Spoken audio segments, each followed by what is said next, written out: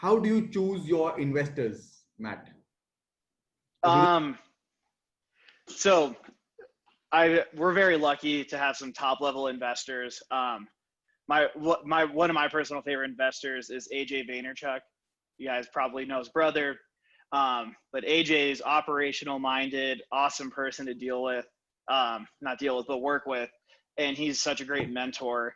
And so that's kind of what I first sought out for, since I didn't have the business experience, was the mentorship side, people that were willing to get their hands dirty and teach me how to do a lot of this stuff.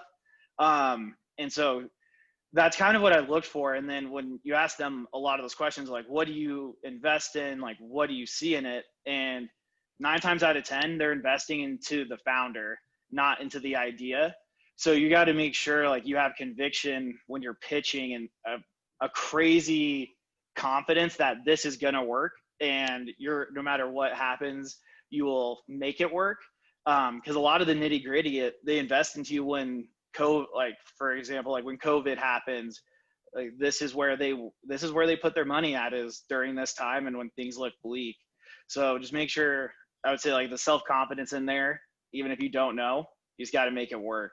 But yeah, that was something, it was pretty cool to hear that from him, of that's how they truly invest. It's not the idea, it's the people behind it. Excellent. I think the great piece of advice, I think we all can learn a lot. So what Matt is saying, 90% of these times, the fabulous investors like AJ invest in the people and not really in your idea.